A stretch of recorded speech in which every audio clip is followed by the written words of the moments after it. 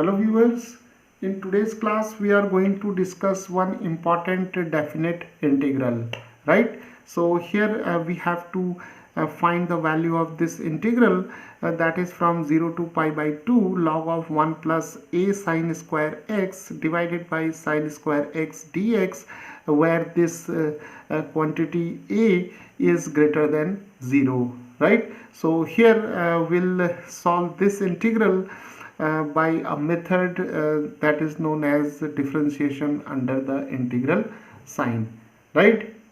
So this type of integral can be easily solved by differentiating the given integral with respect to some parameter, right? And here the parameter which will be taken as a, right? So here we'll differentiate this integral with respect to a, and then we'll try to form a differential equation, right?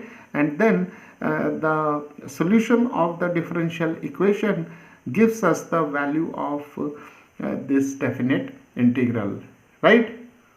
So let us first take this integral as I, right? So here we'll take this integral as I, and here this parameter a would be taken as the variable, right? So what we will do, will differentiate I with respect to this parameter a, right?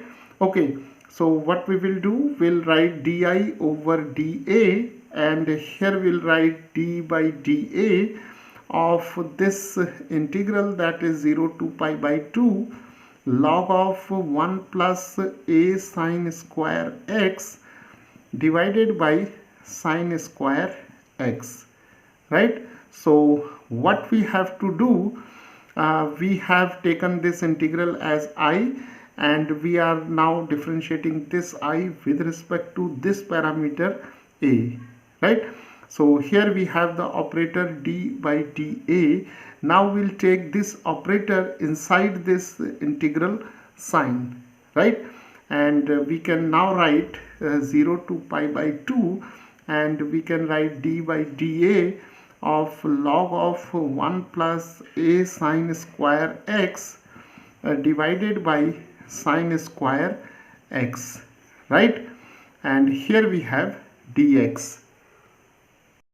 So now this function is to be differentiated with respect to a, right? So here the variable x would be taken as a constant, right? So in fact what we are doing, we are finding out the partial differentiation of this function with respect to a, treating x as a constant, right? So now we have 0 to pi by 2, and see, sine square x can be taken outside, and now the derivative of log of 1 plus a sine square x with respect to a is given by 1 over 1 plus a sine square x, and here by chain rule we have to differentiate 1 plus a sine square x, right? So the derivative of 1 is 0, and the derivative of a with respect to a is 1, so we are left with only sine square x, right? And now this sine square x and this sine square x get cancelled, and we are left with 0 to pi by 2, and we have dx over 1 plus a sine square x, right? So now we have di over dA as this integral, right? Okay, so now our next aim is to find the value of this integral, right? So to evaluate this integral, let us take this integral as I1, right? So we'll write I1 as 0 to pi by 2, and we have dx over 1 plus a sine square x, right? Okay, so once we get the value of I1, we can equate it to di over dA, right? So now we have here di over dA is equal to I1, right? Okay. So now to evaluate this integral, what we will do, we'll divide the numerator and denominator by cos square x, right? So we'll divide the numerator and denominator by cos square x. So we'll get 0 to pi by 2, and we have dx over cos square x divided by 1 plus a sine square x divided by cos square x, right? So now we can simplify it. So we have 0 to pi by 2, and here 1 over cos square x can be written as secant square x dx, right? And in the denominator we can write two terms. So 1 over cos square x is sec square x, and here we have a sine square x over cos square x, which can be written as tan square x, right? So the next step is to write this secant square x as 1 plus tan square x, right? So from trigonometry we know that secant square x is 1 plus tan square x, and here we have a tan square x, right? Okay, so let us simplify it. So we have 0 to pi by 2, and we have sec square x dx divided by 1 plus a plus 1 tan square x, right? So what we have done, we have reduced this integral to this form by dividing the numerator and denominator by cos square x, right? So now we can easily apply the method of substitution here. So let us take say t is equal to tan x, right? So the derivative of tan x is secant square x, which appears in the numerator, right? So that's why we have divided the numerator and denominator by cos square x. So now t is equal to tan x, so dt over dx is secant square x. So we can now write dt is equal to secant square x dx, right? So for this term we can now write dt, and we can change the limits accordingly. So when x is 0, then we have t is equal to tan of 0, and tan of 0 is 0, right? And when x is pi by 2, then t is equal to tan of pi by 2, which is not defined and which can be written as infinity, right? So now we can rearrange this integral or convert this integral in terms of t by this substitution.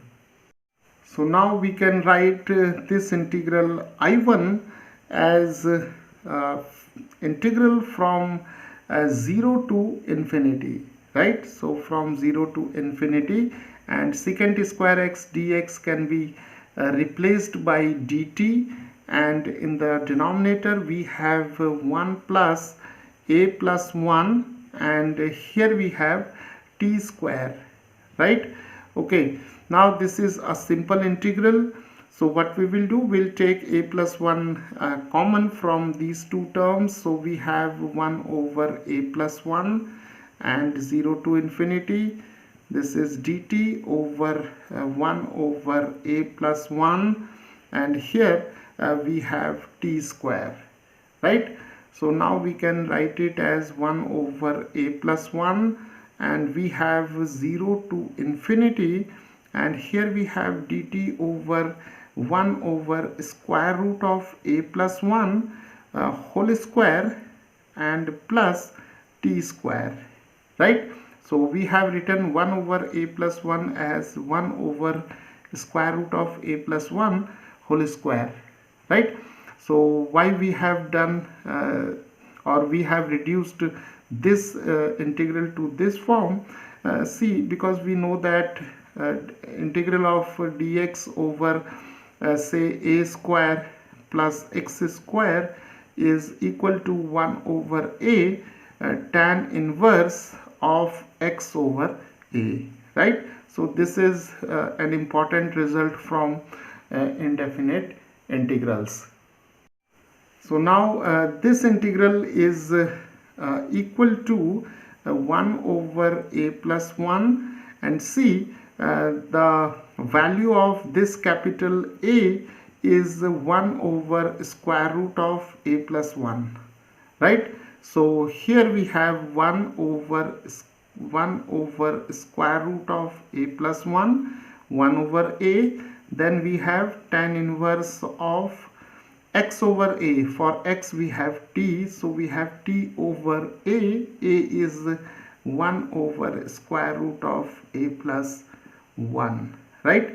And the limits are from 0 to infinity, right? So now let us simplify it. So a plus 1, and here we have square root of a plus 1, so this is 1 over square root of a plus 1, right? Okay, and here we have tan inverse, and we can take square root of a plus 1 to the numerator, so we have t times square root of a plus 1, and the limits are from 0 to infinity, right?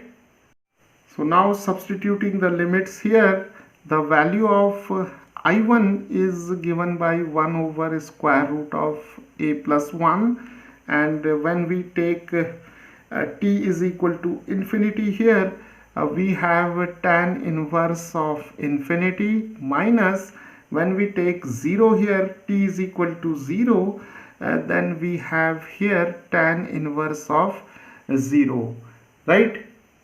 So now we have 1 over square root of a plus 1, and here tan inverse infinity is equal to pi by 2, and here tan inverse 0 is 0. So now we have pi over 2 times square root of a plus 1, right? So the value of I1 is pi over 2 times square root of a plus 1, right?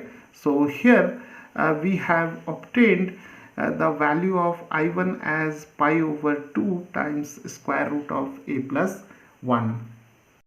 So now we have this differential equation, that is di over dA is equal to I1, right? So here for I1 we can take this expression, right? So now we have di over dA is equal to pi over 2 times square root of a plus 1, right? So viewers, this is our differential equation, right? Now our aim is to solve this differential equation which is a variable separable form, right? So what we will do, we'll write it as di, and here we have pi by 2 and 1 over square root of a plus 1, and here we have dA, right? Now what we will do, we'll integrate both sides, right? So here we'll integrate both sides, and here we have c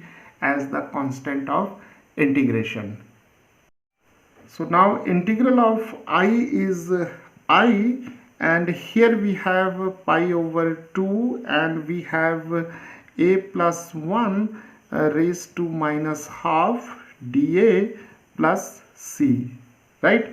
And the integral of a plus 1 raised to minus half is given by 2 times square root of a plus 1, and here we have c, right? So here what we have done, we have obtained the value of integral of a plus 1 raised to minus half dA is equal to 2 times square root of a plus 1, right? So we can solve this integral by method of substitution, and by taking y is equal to say a plus 1, So we have dy is equal to dA. So this integral becomes integral y raised to minus half dy. So this is y raised to minus half plus 1 divided by minus half plus 1, and this is y raised to half, and this is half. So this is 2 times y raised to half, and y is a plus 1. So we have 2 times a plus 1 raised to half, right? So that's why we have written this expression. So here 2 and 2 get cancelled. So we have I is equal to pi times square root of a plus 1 plus c, right? So viewers, here we see that the value of this integral is now pi times square root of a plus 1 plus c, where c is the constant of integration, right? And now our next aim is to find the value of this constant of integration by the boundary conditions. So now the value of c can be obtained by applying the initial value conditions here. So what we will do, we'll take this integral I, right? And here we'll take, say, a is equal to 0, right? So now here we are taking a is equal to 0, right? But see, here we are taking the condition that a is greater than 0, right? So here a is equal to 0 is taken because see, when a is 0 here, then this I becomes 0. Why? Because see, in the integrand will get log of 1 plus 0 times sine square x divided by sine square x, right? So we have log of 1 here because this term is 0, and we have sine square x. So log 1 is 0, so we have 0 over sine square x, that is equal to 0, right? So for a is equal to 0, this integral vanishes, right? So that's why here the condition is imposed, that is a is greater than 0, or a is not equal to 0, right? So here a is 0, then I is equal to 0, right? So let us apply this condition to this equation. So here I is 0, and we have pi times square root of a plus 1. So a is 0, so we have 0 plus 1 plus c, and this is 0 is equal to pi plus c, because square root of 1 is 1. So we have 0 is equal to pi plus c. So c is equal to 0 minus pi, that is minus pi, right? So now we have obtained the value of this constant of integration, right? So let us apply, or let us take c is equal to minus pi in this equation. So we'll get I is equal to pi times square root of a plus 1 minus pi, right? And we can also write this equation as pi times square root of a plus 1 minus 1, right? So this is the value of this integral. Now here see, we have obtained the value of this integral as pi times square root of a plus 1 minus 1, where a is greater than 0, right? So we can apply this result to some particular integrals here. Say let us take a is equal to 2, right? So 2 is greater than 0.